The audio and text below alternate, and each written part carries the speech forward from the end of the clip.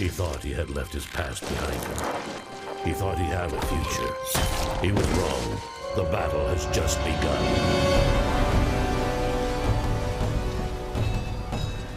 There must be another way. Let time run its course. I will not lose you. I promise, I'll come back.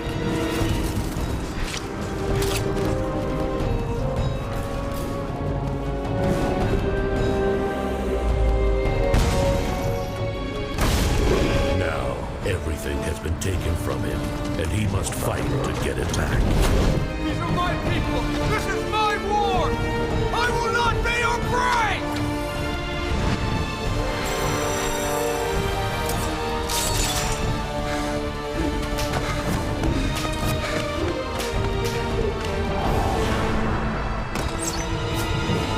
In all the possible futures, you were doomed to stand in the fallen Babylon.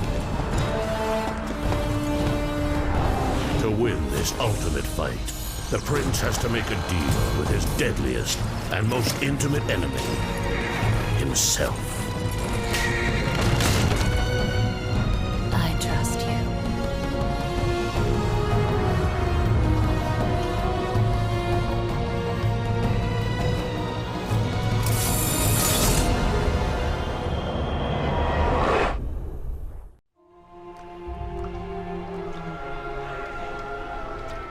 As our ship lay sinking in the harbor, the prince found himself in a city quite different from the one he left behind. The normally busy wharves were now decimated. Blood-spattered awnings and splintered door frames were all that waited to greet him. And the people, merchants, beggars, fishermen, were nowhere to be found.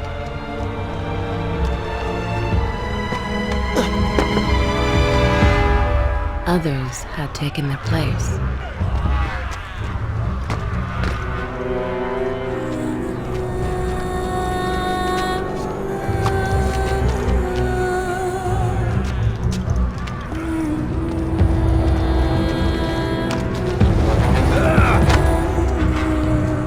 Let her go!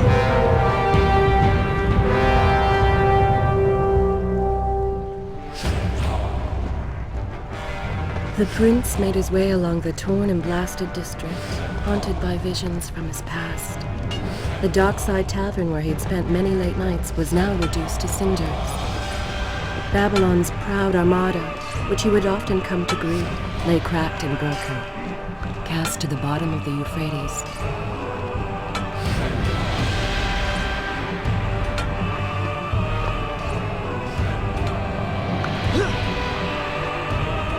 Everywhere there are signs of battle. But what of Babylon's guard? Where have they all gone?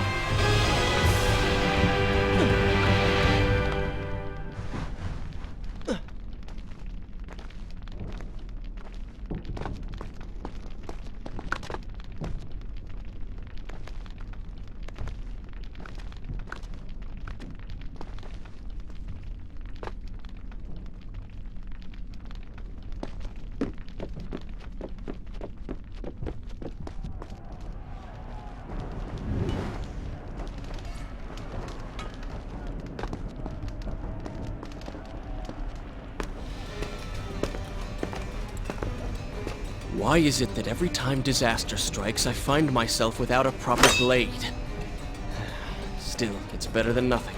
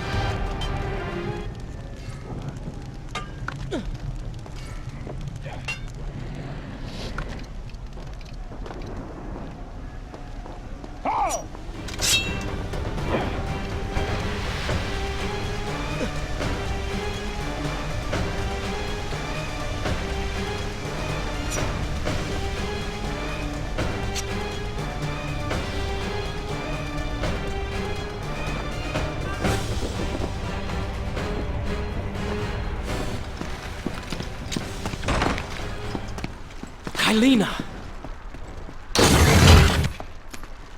No! No way into the city now. I will have to climb this siege tower and enter from above.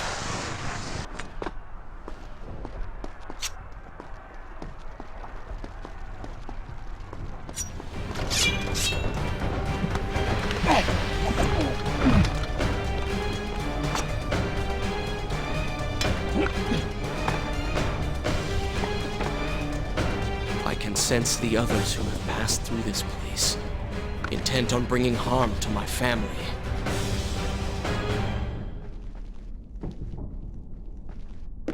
For 4 weeks I've been at sea, and every day spent dreaming of my return to Babylon.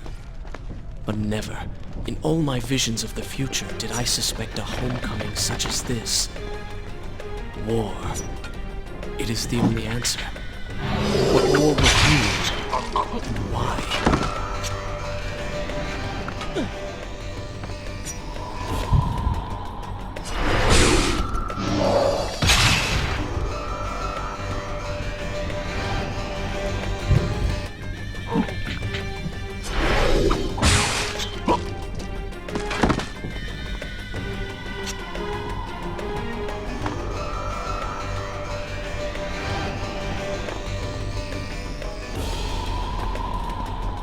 You should know that it was not love that drove him, but duty.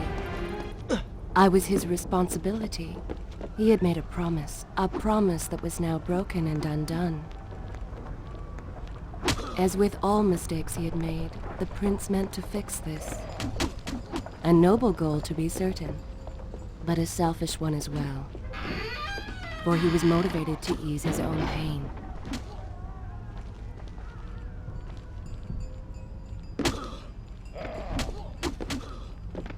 I know these streets. Knew them anyway. I must keep pace with Kaileena if I'm to find the one responsible for this.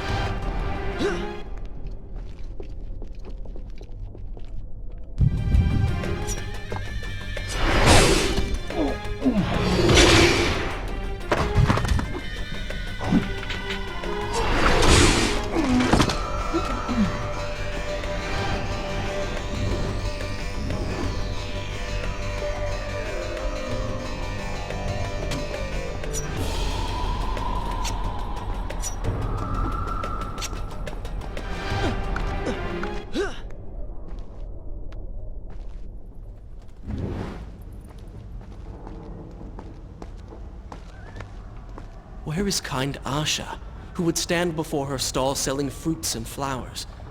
Or the errant children, making trouble as all young ones do? Gone. All gone.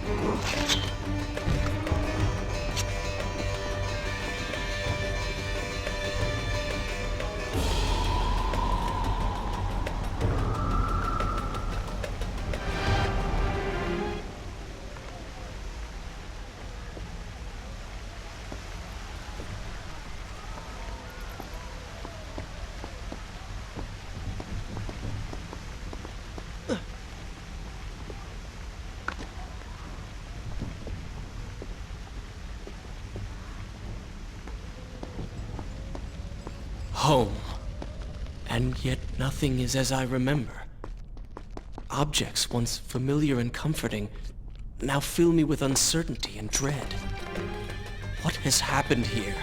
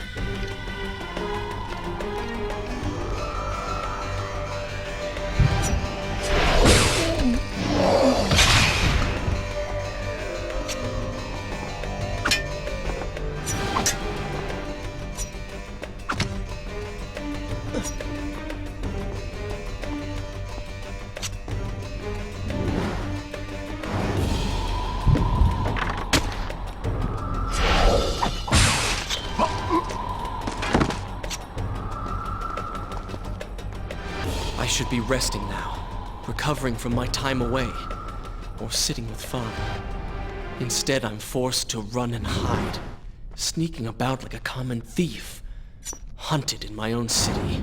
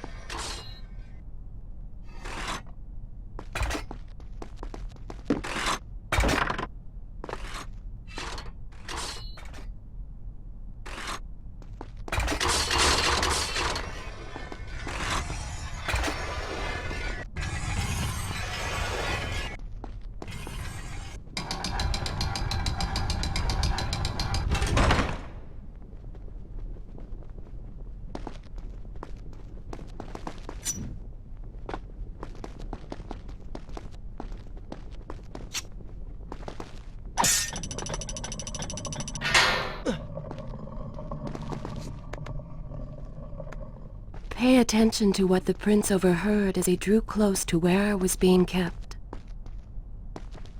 Many years ago, I journeyed with the Maharaja of India to the Island of Time, intending to claim its secrets. What we discovered was a barren ruin. All deserted, its guardians gone to sand.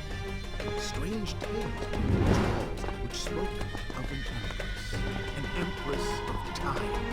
But of this emperor, there was no trace. We returned to India with treasure nonetheless. A staff, a dagger, an empty hourglass covered in jewels, and books. Such secrets they contained. For even then I was an older man, and knew that my time would soon be at an end.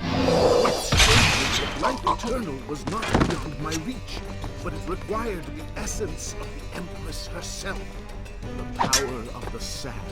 But you were gone. They were gone. Or so I thought. I turned my attention towards other pursuits, and left that dream behind. But then, 4 weeks ago, the dagger stirred and showed me things. Whispered to me in my sleep. It drew me here, towards Babylon. Alas, the Maharaja did not share my vision, would not grant me leave. So I slew him and claimed his kingdom, his army for my own. Nothing would stand between me and my desire.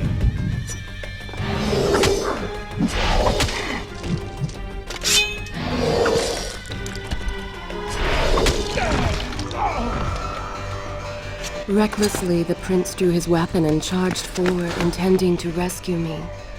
It was as if he had learned nothing from his past adventures. Or perhaps he'd simply forgotten, made blind and deaf by fear and rage. This is how it happened. This is how I died. No!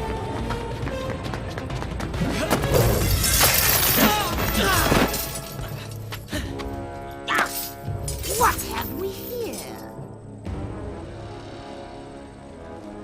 The Vizier! Ah, you must be the Prince of Persia. Come home at last. Too late, I'm afraid. I believe I have something of yours.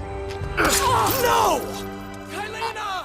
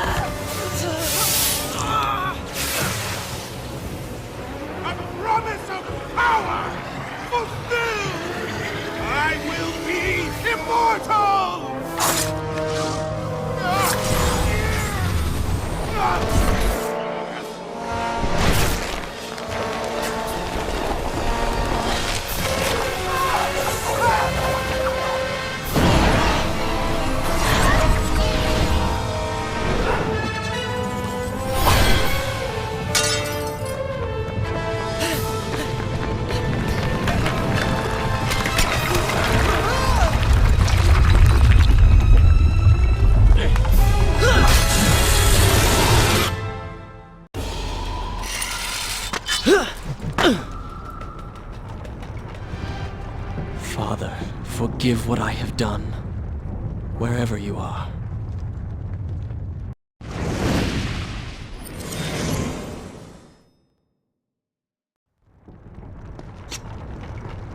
The palace is falling! Run for your lives!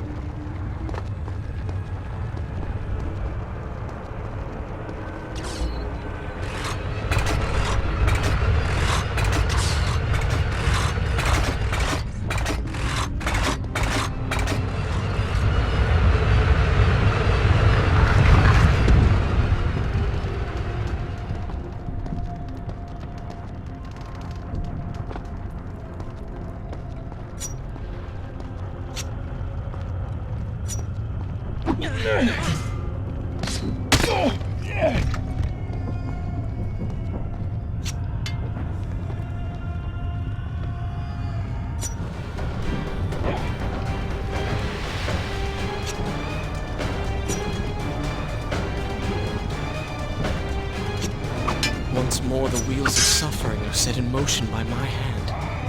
In taking Kaileena from the island of time, I've changed the course of history. Without the sands of time, I never journeyed to Azad, never killed the Vizier. Now he lives again, driven by the same mad desire. I promised no harm would come to her. I am being pushed deeper into the palace, and further from my enemy.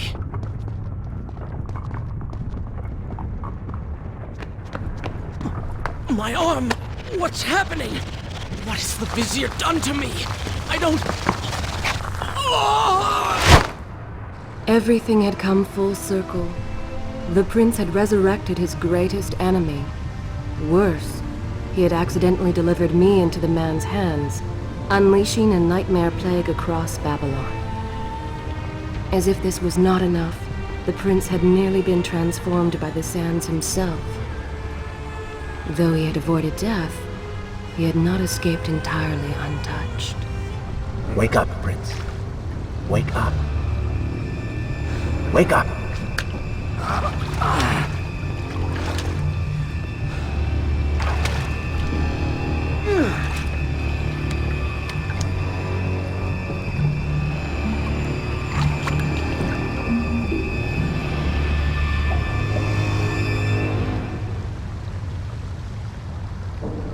The way behind you is gone, so you will have to find another exit from these sewers. Be quick about it. Start moving. What? Who's there?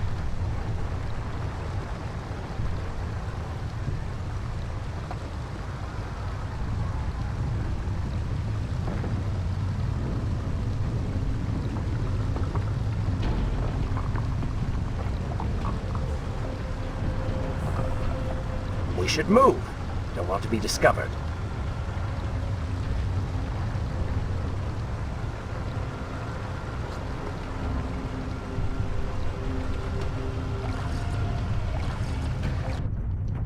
Is this where I will continue my story from here next time?